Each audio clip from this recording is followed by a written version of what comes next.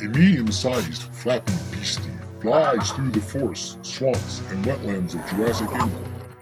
A monster the likes of which insects have never seen before. A beast with the head of a puffin and the body of a bat. The dastardly Dimorphodon.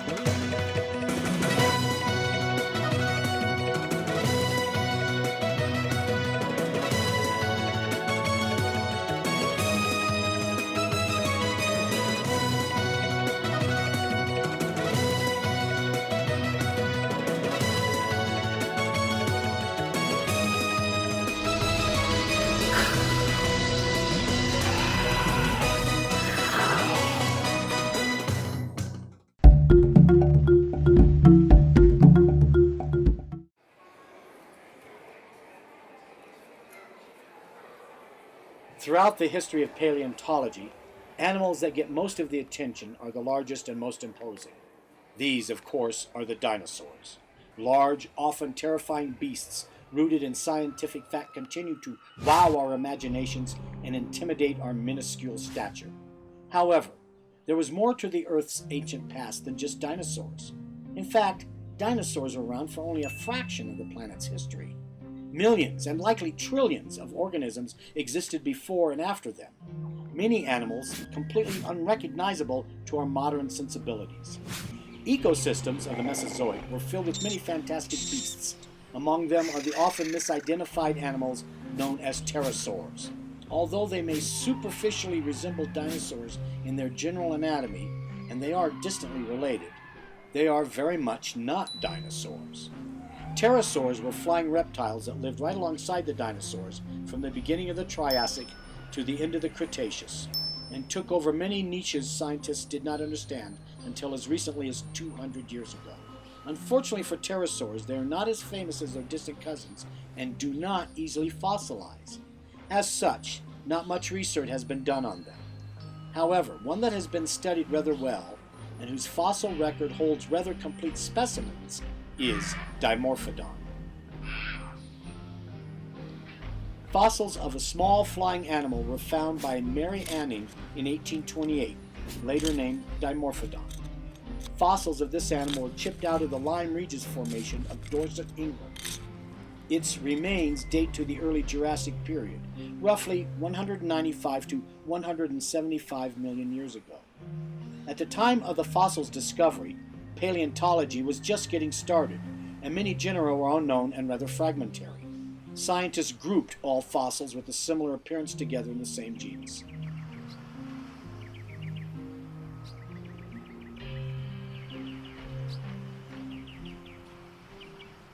As such, all of the Dimorphodon material recovered was attributed to the genus Pterodactylus. Later discoveries elucidated the skull anatomy and made it abundantly clear the animal was different from Pterodactylus.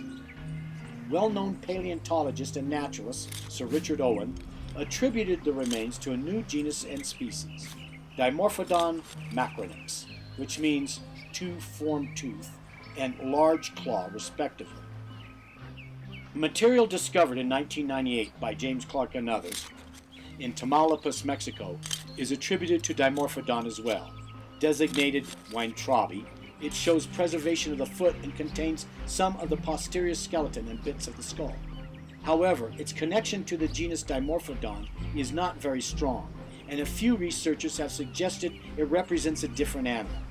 Only time and more specimens will settle the controversy.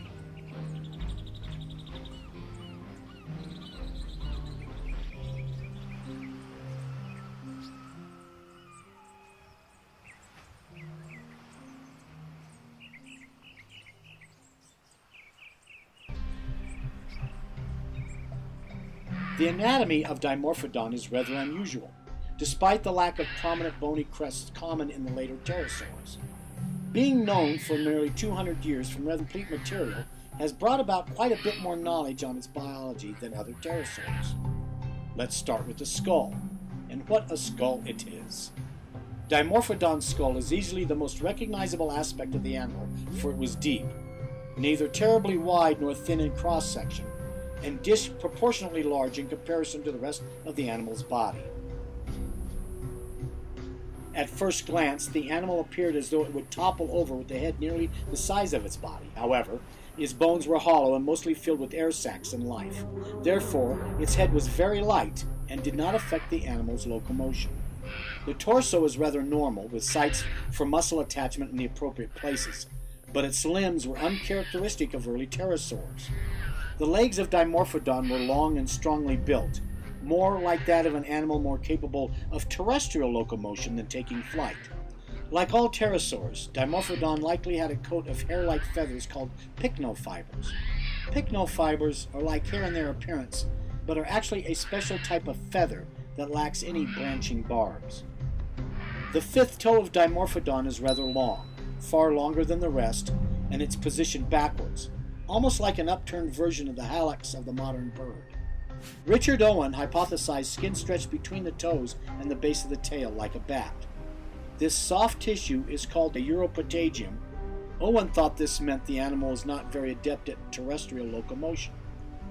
An opponent of Owen's theory, Harry Gouvier-Seeley, suggested the animal was a rather agile quadruped or even a biped. However, both of these scientists did not realize the presence of a uropatagium and agility are not mutually exclusive. The skin stretched between the legs and tail, across the forelimb, and in the elbow would have been very elastic, and would need it to be to allow unobstructed locomotion required for flight. Speaking of flying, the wings of Dimorphodon were short. So short flying was not its strongest ability. Dimorphodon was likely a terrestrial forager and insect hunter that took to the skies only in cases of emergency, flying in short bursts to the nearest tree or outcropping. But on the ground, it was a terror of insects and other small animals. The reason for the name Dimorphodon, two-formed tooth, is due to, rather obviously, its dentition. The upper and lower jaws held different shapes of teeth, which suggests they were used for different tasks. The teeth in the upper jaw and the front of the lower jaw held large, vertically oriented cutting teeth with serrations on the front and back, while the back of the lower jaw held small, sharp, wide cusp-like teeth. Its weaponry and locomotory abilities suggested it was a predator of invertebrates, carrion, and small vertebrates. It was neither the largest nor the smallest, at a maximum length of 3 feet and a wingspan of 4 feet. It was definitely the biggest and most terrifying thing an insect had ever seen, a pugnacious terror of teeny tiny things.